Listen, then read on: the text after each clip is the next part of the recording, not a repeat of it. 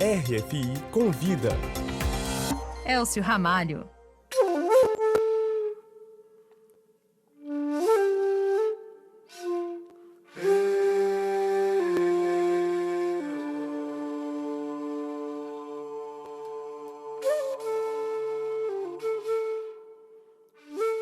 Estamos ouvindo um trecho de Iê Iê, a música título do mais novo álbum de Amaro Freitas, nosso convidado de hoje do RFI Convida. Muito obrigado, é um grande prazer recebê-lo aqui. Seja muito bem-vindo à Rádio França Internacional, Amaro. Nossa, para mim também é um grande prazer estar aqui pela primeira vez. Muito obrigado a toda a audiência que nos escuta. Amaro, você está de passagem por Paris, onde está na programação do festival Banlieue Blues, vindo de Istambul, e nessa turnê europeia que começou no dia 21 de março em Milão, só vai terminar em 20 de abril em Portugal. São 16 cidades em 30 dias, mais ou menos, uma turnê absolutamente intensa. Na sua opinião, é reflexo de uma recepção cada vez mais calorosa que o seu trabalho vem recebendo aqui na Europa? Sim, eu acho que as portas elas começaram a se abrir na Europa a partir do ano de 2017. De lá para cá a gente vem entendendo um pouco mais a conexão com esse continente, com as pessoas. E é um lugar totalmente diferente do Brasil, né? Mas eu acho que a música é uma linguagem que fala com todo mundo. Então, o que eu percebo é que as pessoas se sentem abertas, se sentem à vontade para querer trocar através da música, que a música ela pode ser um ponto de conexão, um ponto de conexão espiritual, que talvez eu não entenda nem a dimensão disso tudo, né? E é muito curioso porque, sei lá, eu vou tocar em Munique, eu vou tocar em Paris, eu vou tocar em Londres, eu vou conviver com pessoas que eu nunca imaginei, que tiveram outros costumes, uma outra política, uma outra forma de afeto, né? Mas que na hora que eu toco a música, essas pessoas chegam para mim chorando, sorrindo, querendo me abraçar, dizendo que me ama. E, cara, talvez se eu fosse ter qualquer outro tipo de relacionamento, de trabalho, fosse diferente, né? Mas a música possibilita a gente se conectar com aquilo que é mais genuíno nosso. Uhum. Amaro, você está sendo celebrado aqui, não só na Europa, mas também nos Estados Unidos, como um artista em ascensão, que faz uma fusão do jazz com suas raízes musicais, né? Você é de Pernambuco, você é de Recife, né? Eu gostaria que você falasse um pouco, então, do seu processo criativo, que, aliás, começou muito cedo, né? Quando você ainda era criança. O meu pai introduziu música na minha vida, eu comecei a tocar na igreja e eu vivi aquele ambiente entre os 11 aos 15 anos, eu só escutava música evangélica. E com 15 anos eu descobri o Chick Corea, que é um grande pianista americano, e isso transformou a minha vida, a forma de perceber música e um direcionamento de querer viver desse tipo de música, que é a música improvisada, que é a música jazz. Mais pra frente eu entrei numa escola de música em Pernambuco, eu entrei na universidade, eu me formei, eu comecei a tocar com a galera do jazz, e aí comecei a ouvir muito a música tradicional nordestina, né, afro-brasileira, maracatu, frevo, baião, ciranda, caboclinho, coco e por aí vai, né?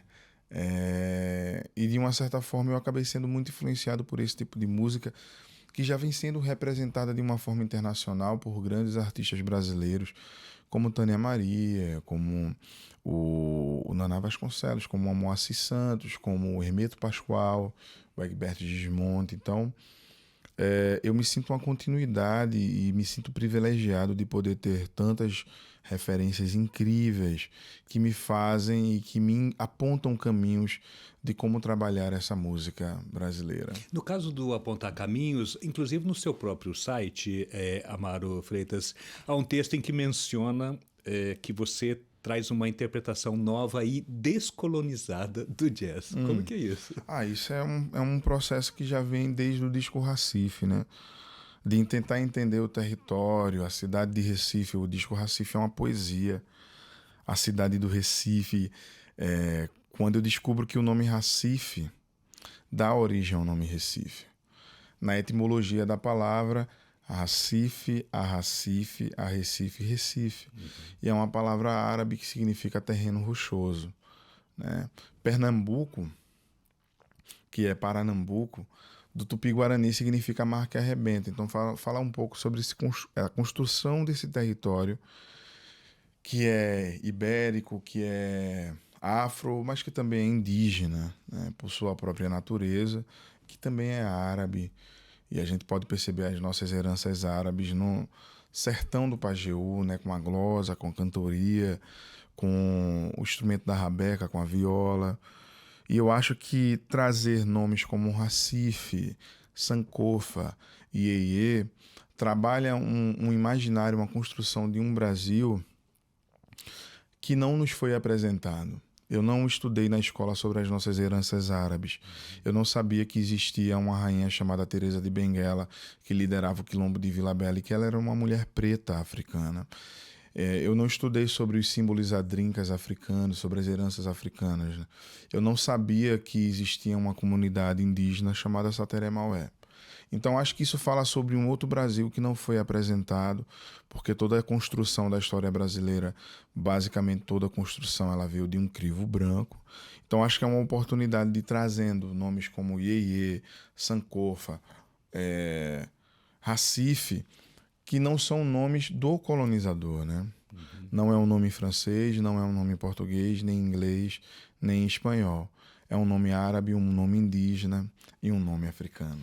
Você comentou então Recife, Sankofa, que Recife, no caso, foi o seu segundo álbum, Exato. Sankofa o terceiro, mas você teve um primeiro que foi o Sangue Negro de 2016, não é isso? Foi o seu Exatamente. primeiro. E você comentou então do Iê, que é o seu novo álbum, que foi lançado no começo de março e que traz uma outra região do Brasil. Você mergulhou na Amazônia, não foi isso?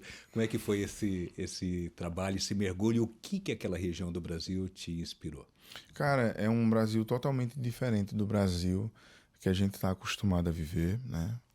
Pensando na região Nordeste, traz um Brasil muito litorâneo, né? Uma coisa das praias. E pensando no Sudeste, uma concentração de um Brasil mais metrópole, né? Assim, quando a gente pensa em São Paulo, quando a gente...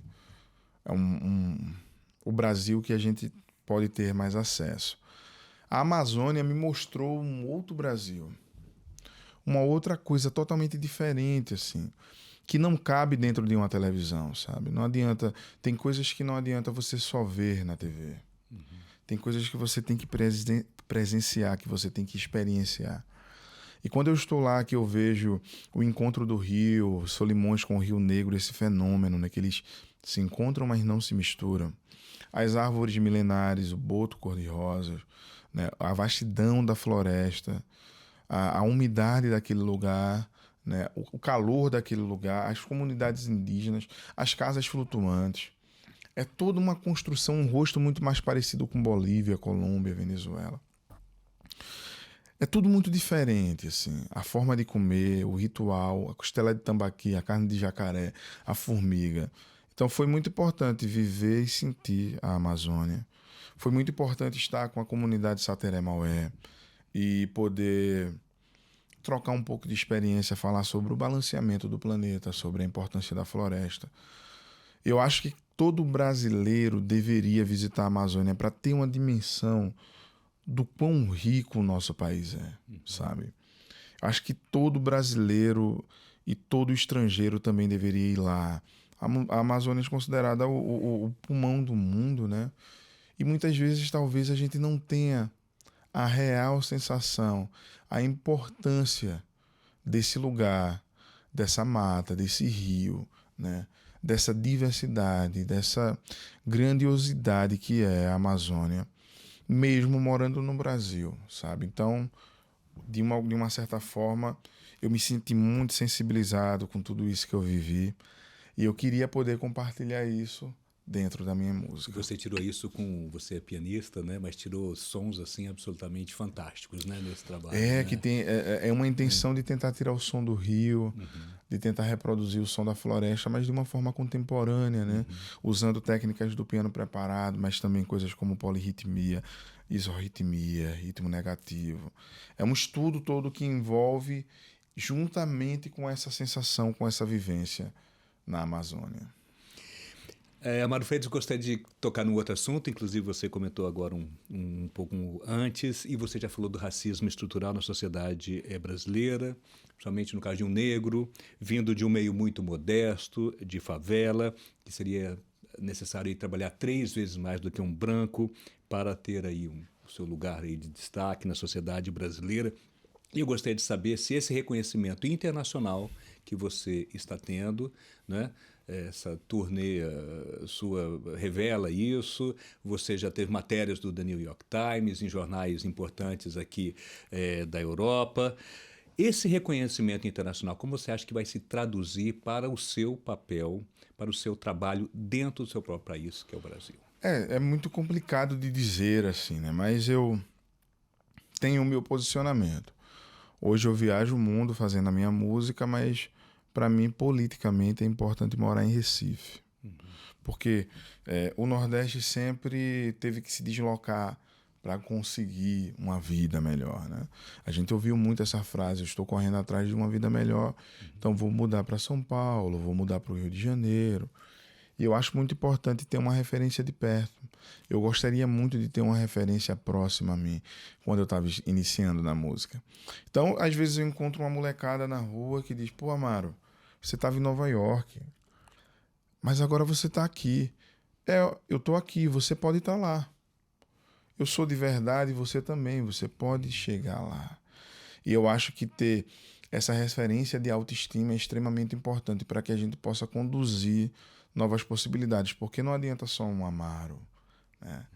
Eu acho que a gente tem na nossa música uma intenção de que isso se amplifique e que isso seja diverso e que várias outras pessoas também consigam alcançar esse lugar. Eu acho que esse é o meu papel. É um papel muito difícil, né?